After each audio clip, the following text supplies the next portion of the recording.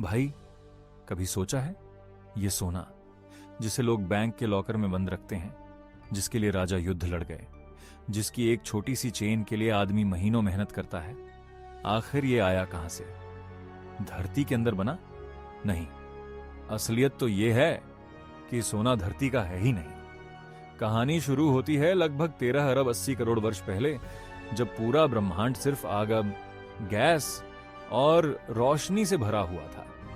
उस समय बने छोटे तत्व हाइड्रोजन, हीलियम, लेकिन सोना, इतना भारी तत्व बनाने की ताकत तब ब्रह्मांड के पास भी नहीं थी।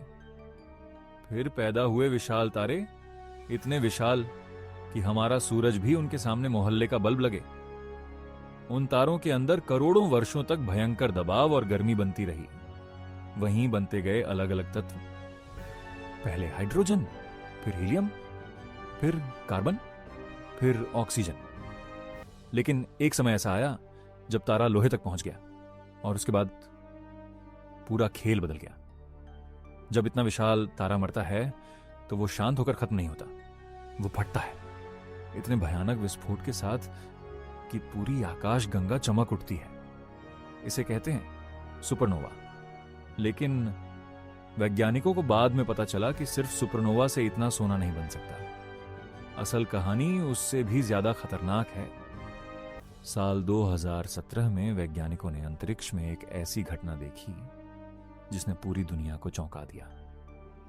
2 न्यूट्रॉन स्टार, यानी मरे हुए तारे, जो इतने भारी होते हैं कि उनके एक चम्मच पदार्थ का वजन अरबों टन हो सकता है। वो दोनों एक दूसरे के करीब आ रहे थे, धीरे धीरे, बहुत तेजी से, और फिर धड़ाम, ऐसी टक्कर जिसकी ताकत समझना भी मुश्किल है।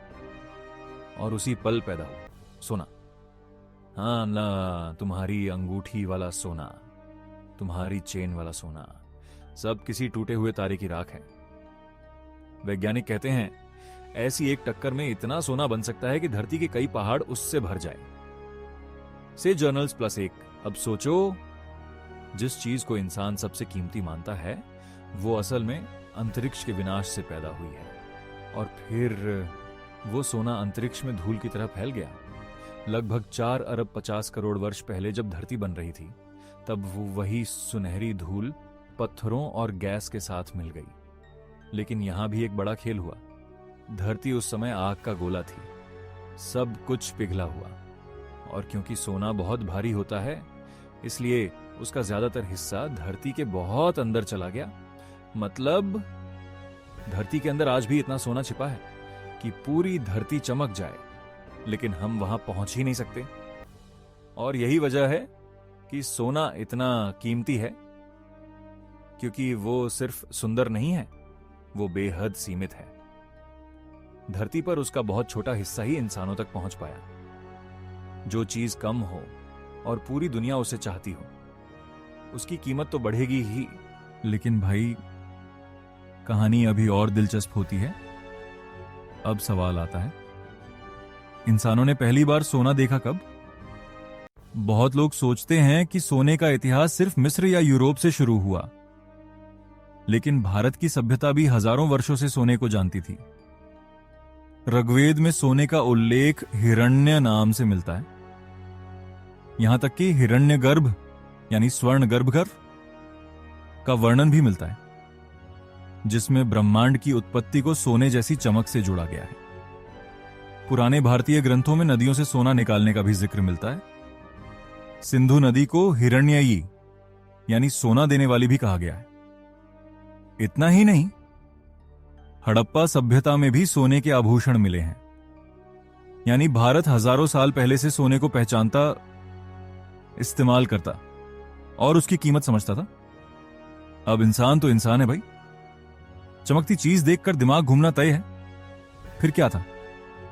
राजाओं के मुकुट में सोना, मंदिरों में सोना, तलवारों में सोना।